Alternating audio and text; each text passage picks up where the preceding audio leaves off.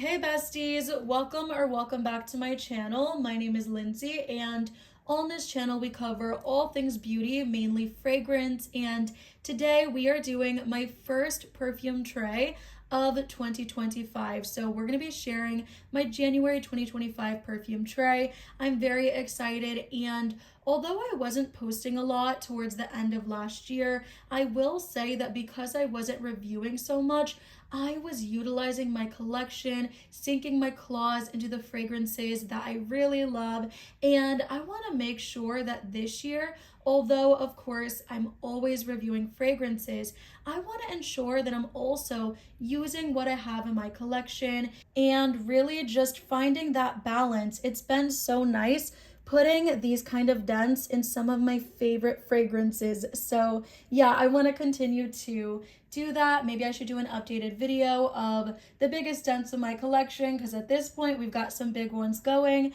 But let's go ahead and jump into this perfume tray. So the first fragrance I want to add is Vanille de Tahiti by Paris Monte Carlo, and this is a vanilla yellow floral, I would say more of an animalic, sensual perfume. It's not going to be for everybody. It's very unique and super polarizing as a vanilla perfume.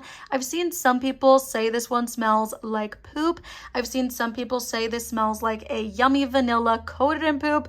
I've seen some people say that it smells like a yummy vanilla and they get no stool whatsoever. So people get different things from the fragrance. I was really excited when they did reach out to me, just like I always am when a brand wants to send me a fragrance. I love trying new scents, and on paper this one smells really yummy. Definitely get that kind of filthy, dirty, yummy vanilla from it, which I think makes it smell pretty sexy. I would love to wear this one all day and see what I think of it. But yeah, this one has a really interesting note, I believe, of champaca.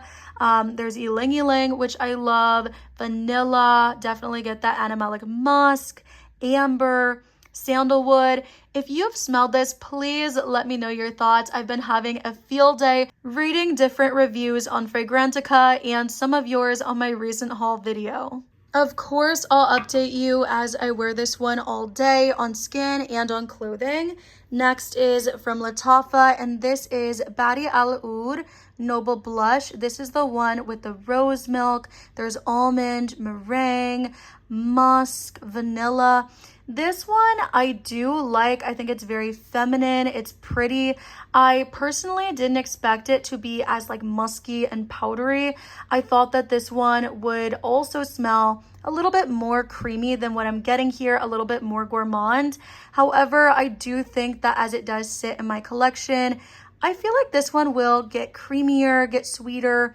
I really enjoy the rose in here though. I think it's really pretty. And I think if you are someone, again, that likes pink powdery fragrances, you'd probably really enjoy it. I think that that almond gives it like a thickness, which I do enjoy. We also have Commodity Milk Expressive. This one I'm so thrilled to have in a full size. I've wanted this one for forever, and I finally purchased it during the last Sephora VIB sale. This one is perfect in the cooler months. I think this one is so sweet, woody, and comforting. I think that milk note in there with the marshmallow and the woods, tonka bean, it's so beautiful. And again, I think for those days where it's cooler out and I just want something more cozy, sweet, and delicious, quite powdery with that fluffy marshmallow, this is just, it's perfect. It definitely reminds me of roasting marshmallows by the campfire, like I always say. And then I have been obsessed with Kayali's Yum Boujee Marshmallow 81. Now, I will say it, this does not smell expensive to me. It does not smell bougie for me. Kayali's Vanilla Royale is bougie. Sweet Diamond Pink Pepper is bougie. This one, she's not bougie, but she is delicious, okay? She's fluffy, sugary, sweet, addictive, you name it, she's it. All those yummy adjectives, so good. This one definitely reminds me of a strawberry milkshake with those pink marshmallows over top. It is so delicious with the vanilla in here. Imagine the vanilla from House of Sillage, because in this one you also have the coconut as well as the citrus. and the vanilla. I get aspects of that fragrance in here, but with the strawberry, and it's just so pretty. So I have to put this one on my tray. So girly, so sweet, so gourmand. Definitely more youthful, I'll say, than a fragrance like this one, which is also still sweet, pink, and powdery smelling, but in a different way. Then we have La Capitale by Xerjoff, and this to me is a more sophisticated, expensive, sexy take on a strawberry fragrance. The strawberry is accompanied by the peach. I love the caramel in there, adding sweetness, and I really enjoy the saffron and leather. I think those notes definitely elevate the fragrance, make it smell more niche, more expensive, and then you do have this beautiful benzoin at the base. That powdery ambery note is just stunning, and then that is accompanied by the vanilla. This is a gorgeous scent. I'll always wear this one. I'll always love it. I think it smells beautiful. This one is nice for special occasions. It's nice for date nights. I love this fragrance so much, and yeah, I feel like this is a more grown take on a strawberry fragrance, whereas this one is very nostalgic, very playful, very youthful. And guys, recently I got a package from Valentino, and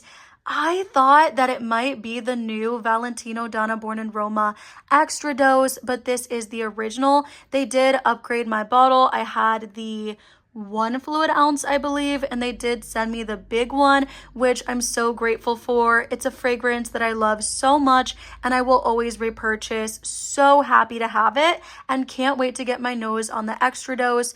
But you guys know this one is a gorgeous fruity floral. It's very bright, fruity, sweet, almost candy sweet in the opening.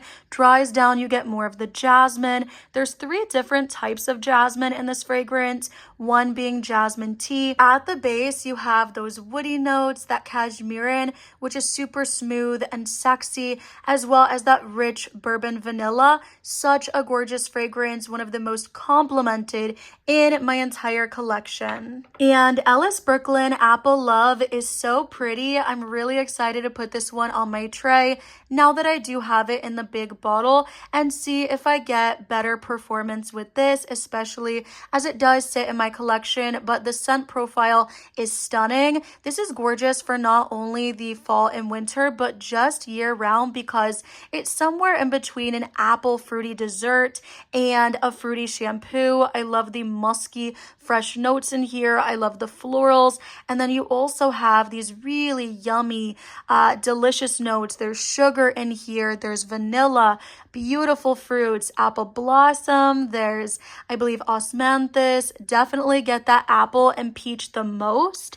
And I mean, this is just so feminine, great for every day, easy reach, and you really do get that apple. This is really nice. And then Fenty by Fenty. And I've tried this one in store numerous times on paper, and I was not a fan. I found this one to be very mature smelling. I didn't love the rose and the patchouli. I do get some of the fruits. I believe there's some citrus in here, and then also blueberry, which I find blueberry is not a fragrance note that I see used often, so I thought that was really cool, and I was super excited to try this, especially because a lot of people love it. But for me personally, I just found that it was not my scent profile, not my scent style that I typically go for. However, I do want to give this one a try all day on my skin, on my clothing, see how it develops. But there are fruity rose patchouli fragrances that I do prefer more in my collection.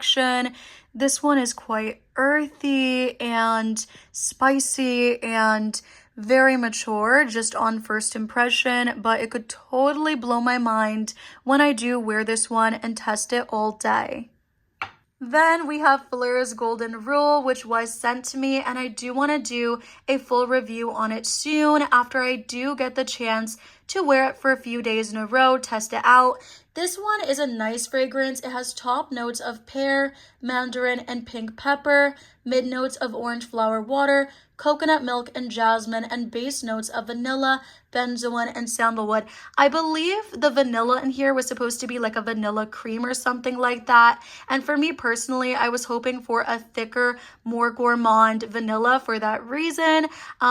I could be wrong with that. Maybe I'm thinking of something different. I went and double checked because I wasn't sure if I was confusing it with a different launch. But yeah, it was supposed to be a vanilla cream. It does dry down.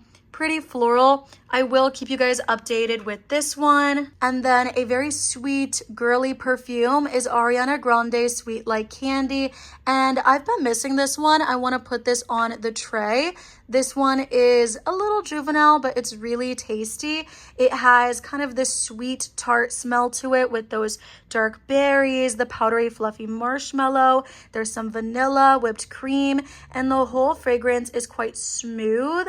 I really get that cashmere in there as well. Really gorgeous. Love it so much. Definitely not for the sophisticated, classy fragrance lover. If you like something fun and a little juvenile sometimes, this one is perfect.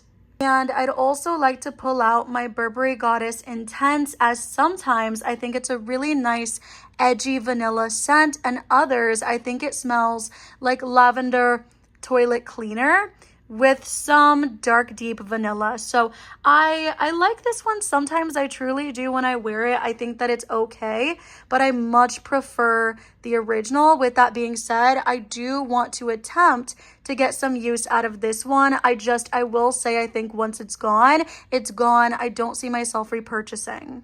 And then another Burberry Intense fragrance, but this is Burberry Her Intense, the 2024 version. I just did a full video on my channel talking about this scent, reviewing it. I think it's beautiful.